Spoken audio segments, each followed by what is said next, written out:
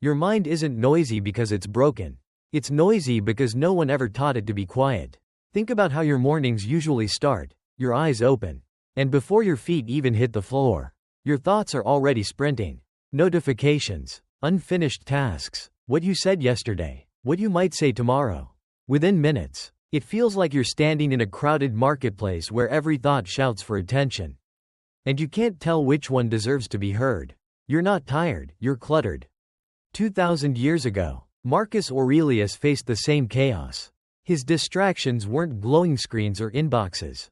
They were wars, betrayals, and plagues. And yet, somehow, in the middle of ruling an empire, he found time to write meditations, private notes to himself on how to think clearly when the world refused to make sense. He didn't control his mind, he organized it. He built a method, simple, honest, and repeatable, to separate noise from truth and to focus only on what mattered. And if he could do that while carrying the weight of Rome, you can do it while carrying the weight of your own life. Every battle we fight begins in the same place, the mind. You've probably had that moment, hours after an argument, when you're still replaying every word in your head, trying to rewrite history. You're not arguing with them anymore, you're arguing with yourself. Marcus understood that this was the real war. You have power over your mind.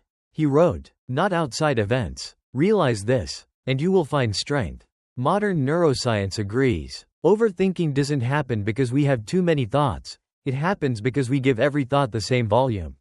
We hand every worry a megaphone. Marcus's solution was simple. Separate what belongs to you from what doesn't. He would write down his thoughts and cross out everything beyond his control, rumors, opinions, outcomes. What remained were the few things he could actually act upon. Try that yourself. Tonight, write down every thought shouting for your attention. Then strike out everything you can't change by tomorrow. What's left isn't emptiness, it's clarity. Because peace isn't about silencing your mind. It's about refusing to argue with what you can't control.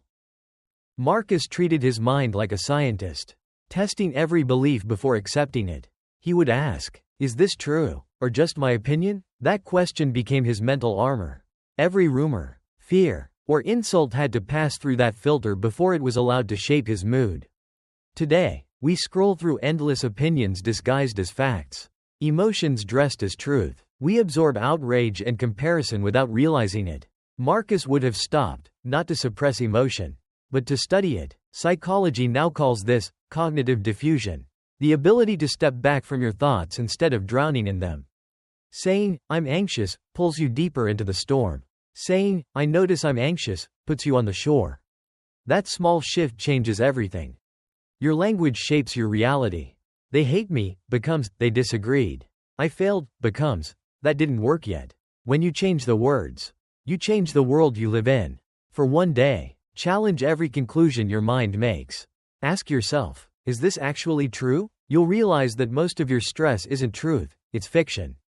And once you see clearly, the world stops feeling so heavy.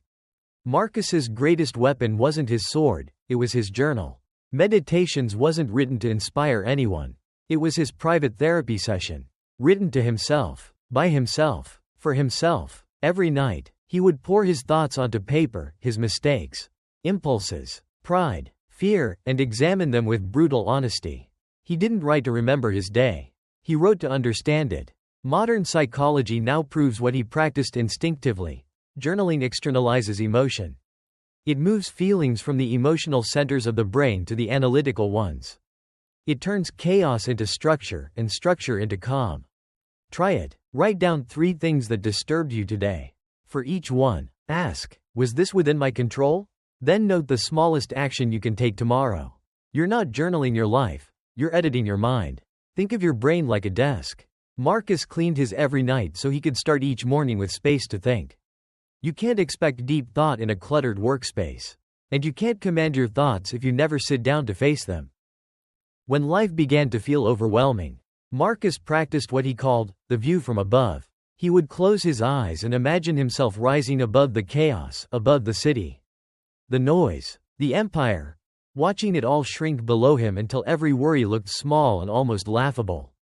From that higher view, he'd ask, does this still matter? Most of the time, the answer was no. This wasn't escapism. It was perspective. Modern psychologists call it psychological distancing. Soldiers use it to stay calm in battle. Surgeons use it in the operating room. When you zoom out, emotion loosens its grip and reason returns. Next time you feel trapped in mental noise, picture the camera pulling away, your room, your city, your planet. You're one person on a spinning blue sphere, worrying about something that might vanish in a week. That's not nihilism, that's proportion. Marcus said, "Don't let your mind be ruled by what will soon be forgotten." The more you zoom out, the smaller your problems become. But clarity isn't just mental, it's physical. Marcus began each morning in silence before the world woke up. No soldiers, no advisors, no noise, just him, his breath, and his thoughts. In those few quiet minutes, he found something we've nearly lost: the space between stimulus and response. Modern science later confirmed what he knew by intuition. You can't think clearly in a body that's always reacting. When your nervous system lives in fight or flight, your mind stops seeking truth and starts seeking safety. You're not reasoning, you're surviving. So he practiced stillness, still body, still breath, clear mind, even 2 minutes of silence. Just breathing deeply or repeating a line like, "Let me see things as they are," rewired the noise into order. Try this tomorrow. Before touching your phone, sit still and ask yourself, what truly deserves my attention today? Not your inbox, not your worries, just your attention. Over time, that question builds the muscle of clarity. Your thoughts stop reacting, they start choosing. Marcus Aurelius wasn't a monk on a mountain. He was an emperor buried in responsibility. If he could find stillness, what's stopping you? A clear mind isn't one without noise, it's one that knows which voices to ignore.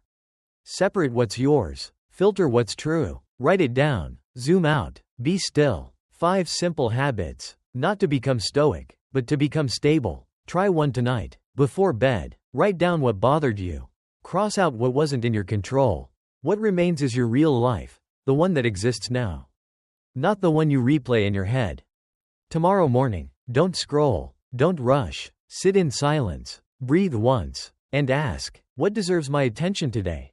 That's how Marcus ruled an empire, not with emotion, but with clarity. And that's how you can rule your own mind.